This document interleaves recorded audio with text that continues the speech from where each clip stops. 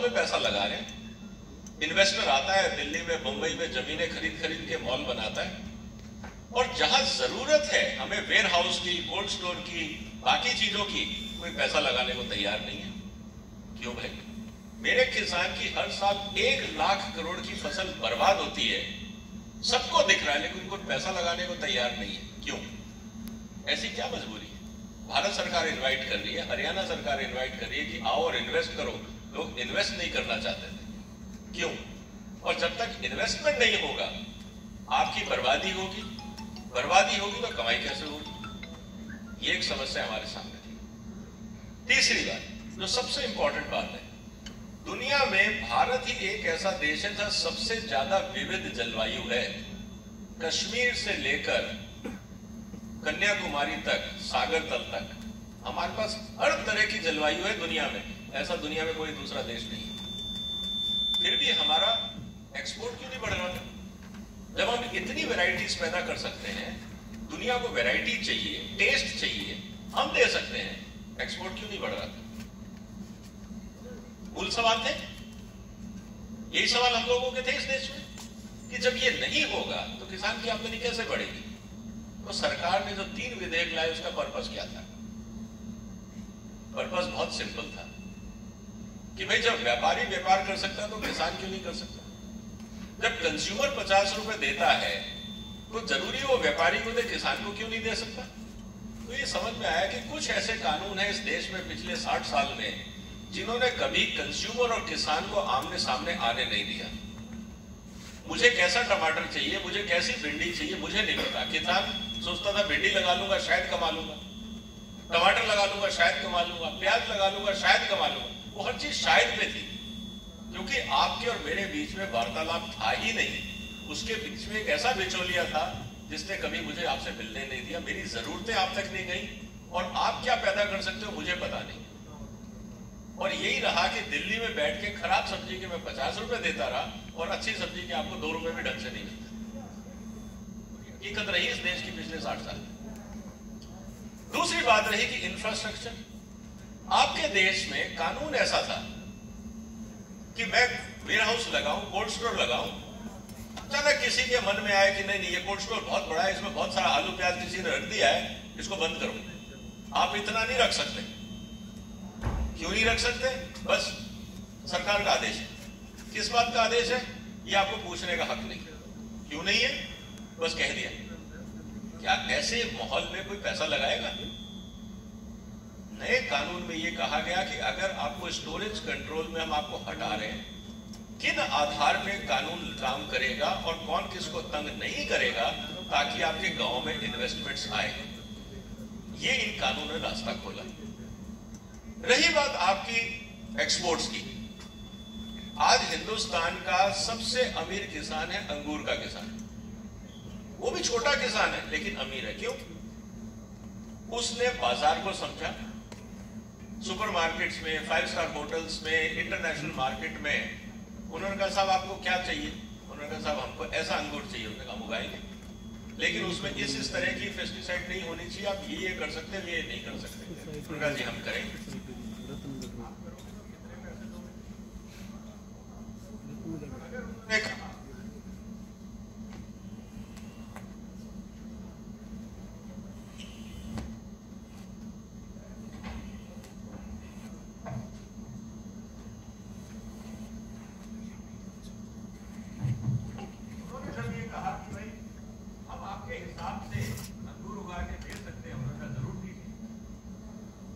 दुनिया के सारे सुपरमार्केट्स में अंगूर जाता है।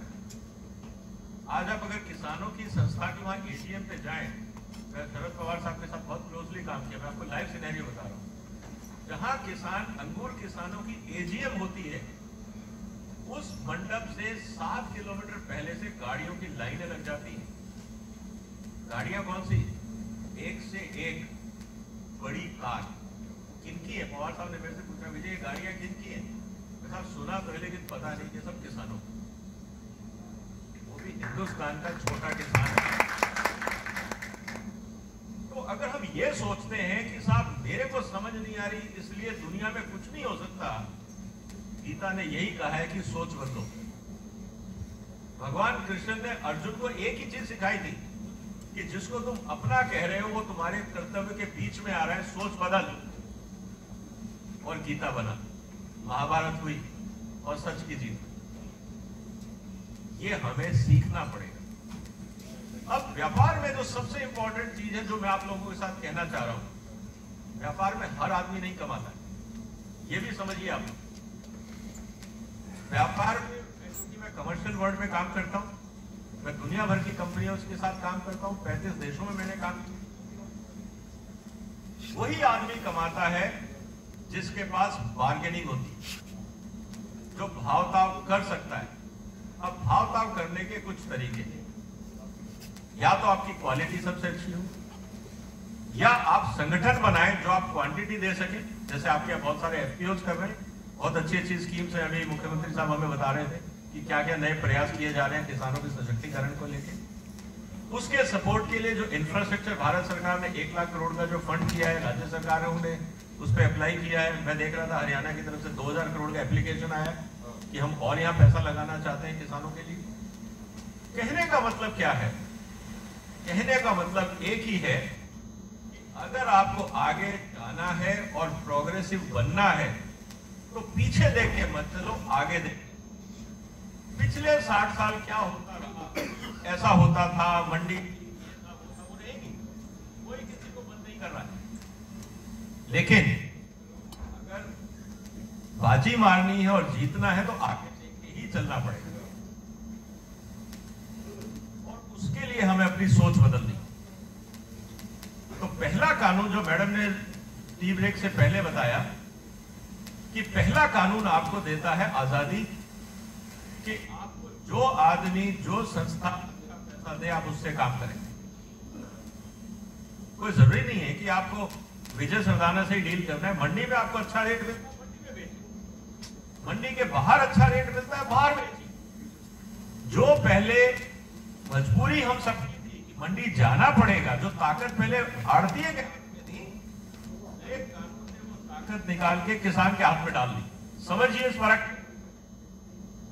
हमने किसी को बंद नहीं किया, बंद नहीं हुआ, लेकिन ताकत किसान को दे दी गई कि अब किसान फैसला करेगा कि उसको कहां जाना है। पहली बात। दूसरा, अगर आपको दुनिया में कोई भी आदमी कहता है मैं आपको अच्छे पैसे दूंगा, अगर आप मेरे हिसाब से पैदावार कर सकते हैं, आपको स्वतंत्रता है, आपको कोई बीच में नहीं आएगा, ना राज्य सरकार, ना केंद्र सरकार, ना कोई अधिकारी।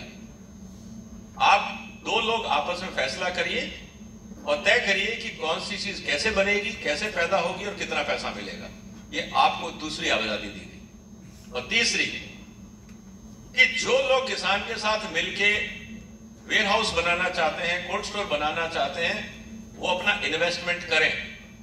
तो इन 3 कानूनों ने क्या किया इस देश के लिए? हिंदुस्तान में 6,50,000 गांव हैं।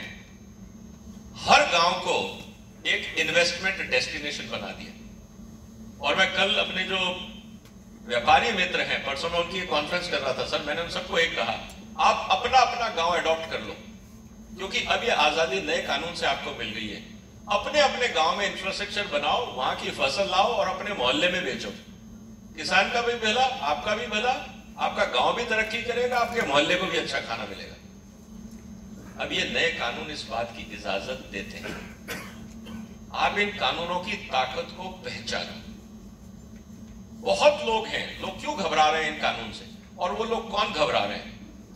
हिंदुस्तान में जब पहली बार फैक्स मशीन आई थी तो इस देश में हड़ताल हुई। हिंदुस्तान में जब कंप्यूटर आया था तब इस देश में हड़ताल हुई थी। हिंदुस्तान में जब मोबाइल आया था तब इस देश में हड़ताल हुई थी। हिंदुस्तान में जब प्राइवेट एयरलाइंस आई थी तब प्राइवेट सरकारी एयरलाइंस वालों ने हड़ताल की थी।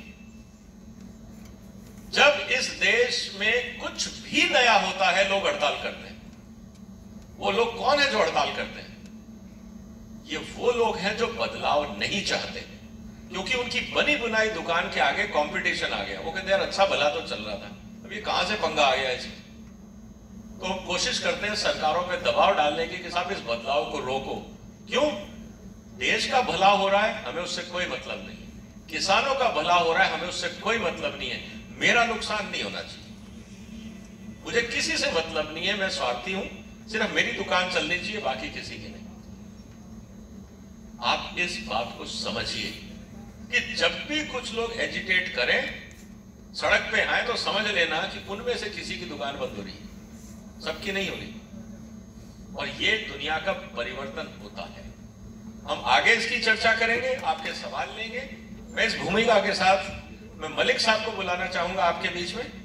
कटारिया ने आपको बताया इस बिल को कैसे प्रस्तुत किया गया, इसको कैसे क्रियान्वित किया जाएगा, कैसे इसके डॉक्यूमेंट होगा, कहाँ इसकी शिकायतें सुनी जाएंगी, वो विषय उन्होंने बताया। लेकिन मैं इस बिल से आने वाले समय में क्या इसके दूरगामी परिणाम होंगे, क्या किसानों को फायदा होगी, ऐसे इस बिल से आप लोग जुड़ेंगे। इस बिल के दो मेन पहलू हैं। एक पहलू है जिसमें आप किसी से अनुबंधन करेंगे, कॉन्ट्रैक्ट करेंगे, आप मूल्य का भाव तय करेंगे। इसमें किसान अपनी मर्जी से उगाएगा, अपनी तरीके से उत्पादन करेगा। जो आप बेचेंगे उस बेच की खरीद के लिए आपसे सिर्फ भाव तय कीजिए। लेकिन भाव तय करते हुए कोई भी कंपनी आपसे ये चाहेगी कि जिस स्वरूप में, जिस मानक में, जिस गुणवत्ता में, जिस समय उसको वो उत्पादन चाहिए, वो किसान को मुहैया कराना पड़ेगा। किसान के सामने सबसे बड़ी समस्या ये रहती है कि वो किसी भी नई फसल को, नई पद्धति को, नई तकनीक को प्रयोग में लाने से पहले घबराता है कि मुझे भाव क्या मिलेंगे। जो किसान के सबसे ज़्यादा चिंता का विषय रहता है, उसमें सबसे पहले इस बिल के द्वारा उसके भाव निर्धारित हो जाएंगे। उसके बाद किसान अपनी मेहनत से, अपनी तकनीकियों के प्रयोग से वो उस उत्पादन का, उस फसल का उत्पादन बढ़ाए। दूसरा, इस बिल में ये प्रोविजन है, इसमें एक व्यवस्था है कि अगर कंपनी और किसान चाहे, एक तो उसका जो भी पैदा उसका खरीदे, उसके अतिरिक्त उस उत्पादन को उगाने के लिए किसान को किन किन साधनों की जरूरत है, किस रूप में चाहिए, किस क्वालिटी का चाहिए, कब चाहिए, ये सब कंपनी उसको समय पर मुहैया कराएं। हम मानते हैं, किसान भी मानते हैं, हमारा एक छोटा राज्य है, अग्रणीय राज्य है। किसानों के पास हरियाणा कृषि विश्वविद्यालय के वैज्ञानिकगण, कृषि विभाग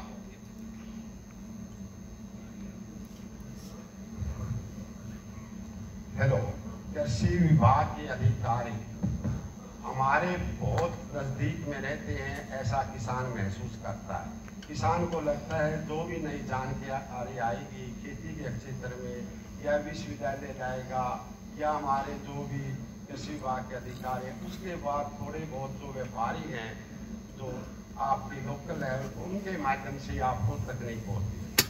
लेकिन किसान भाइयों, मैं आपको बताना चाहता हूँ, इनसे भी अलग बहुत ज़्यादा तकनीकें हैं जो देश के दूसरे राज्यों में हैं, जो विदेशों में हैं, जिसको आपका एक ही माध्यम है जो प्राइवेट सेक्टर आपको पहुंचा सकता है। कुछ आपके न्यूनतम बीज हैं, कुछ आपकी दवाइयाँ करता है, जो नई तकनीक देता है, उसके बीज उसका एक बहुत बड़ा व्यापार है। उसमें बिचौलियों की संख्या बहुत ज़्यादा है। दवाई कहाँ से बनती है, कौन डिस्ट्रीब्यूटर है, कौन होलसेलर है, कौन रिटेलर है, कब मिलेगी, कैसी मिलेगी, किस अवस्था में मिलेगी, असरदार है ना है, इन सब बातों का जो समाधान है केवल इस माध्यम से है कि वो अच्छी दवाइयाँ, अच्छे बीज, अच्छे खरीदेंगे, क्योंकि उनका अपना मकसद है वो किया जाए, या औसतन पैदावार बढ़ाई जाए, या विपणन व्यवस्था सही हो, या वैल्यू एडिशन। ये चार मुख्य बातें हैं। अब इसमें किसान क्या कर सकता है? किसान औसतन पैदावार बढ़ा सकता है अपनी मेहनत से। वो कंपनी के द्वारा अनुबंधन करके या तो कॉन्ट्रैक्ट करके उससे नई तकनीकी लेके, या वो बाजार से नई तकनीक लेके उसको अपनी पैदावार को बढ़ा सकता है। उसका एक मुख्य। दूसरा, उसमें लागत कैसे कम हो, कंपनी उसको सस्ते भावों में इनपुट्स दे, बीज दे, खाद दे, उससे उसकी कुछ कीमत हो सकती है, या नई नई मशीनरियों का प्रयोग हो, या कुछ मशीनें ऐसे हैं जो एक छोटे किसान, आज हरियाणा में औसतन काश्त कितनी है 2011 के आंकड़े के अनुसार 2.25 हेक्टेयर है। 70 अनुसार हरियाणा में औसतन जोत है वो 2 हेक्टेयर से कम है। लेकिन इसी